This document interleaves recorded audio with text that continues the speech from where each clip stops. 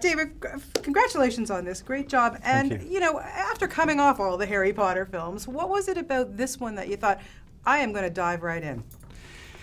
It had so many different things going on. It was exciting, it was moving. I hadn't seen a movie that took you to Africa for a long time. It didn't, all the scripts that it's like going to the movie theater. You know, you look for something that's different to everything else that was around it. So I'd read a dozen scripts a week and I was seeing the same thing often. And then this, even though it's a sort of really, it's got a big legacy and a character that's been around for a generation or more, it didn't feel like anything else I was reading. Right. You know, it's very rare to get a movie that's got action and spectacle, but that also has a big beating heart and celebrates how two human beings need to make each other feel complete. You know, and so that to me was the big appeal, that I get to do cool action sequences and chases through jungles, but ultimately I get to tell a love story. Yeah, and it is a great love story. And of course, listen, you know, you have to pick the right guy to play Tarzan. And I think you did a really good job. Oh, good, yeah. Yes. And he's not hard on the eye, so Yeah, thank you. good. But what was it about Alexander that, you know, you went, yeah, I think this guy's going to do it? Because we've never seen him do anything like this before. Three things that Alex had for me. One is the fineness of his acting in things like Melancholia or Generation Kill. Some of the smaller, more independent things he'd done were beautiful. He's a really gifted, thoughtful, intimate, insightful actor, and that was really exciting.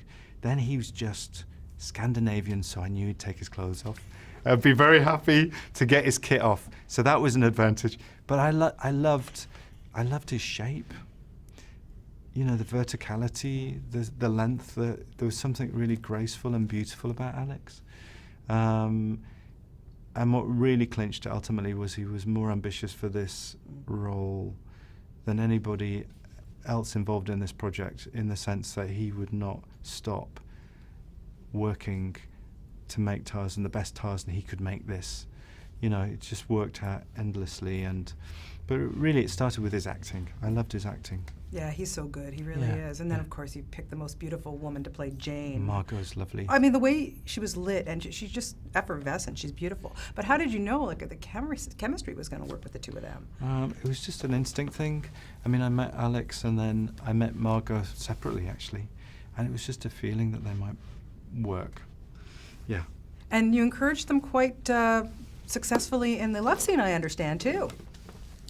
Well, you know, I love to give actors the room to explore and to try things, and because what you're always looking for is you shoot a lot of stuff and then you'll distill that down to a moment that feels compelling and real. So in the lovemaking, there was a lot of freedom to just go for it, and I encouraged them to go for it, and just to see where we would get. And they were both very committed. It was lovely. It paid off. It was very well. Yeah. I can't wait to talk to you again for Fantastic Beasts. I'm so excited for that film. My buddy Eddie Redmayne. So. Oh yeah, I love Eddie. Yeah, He's can't doing a wait. great job. Such a wonderful man. But Yeah, congratulations on this, and best of luck with it. Thank you so much. Always lovely to talk.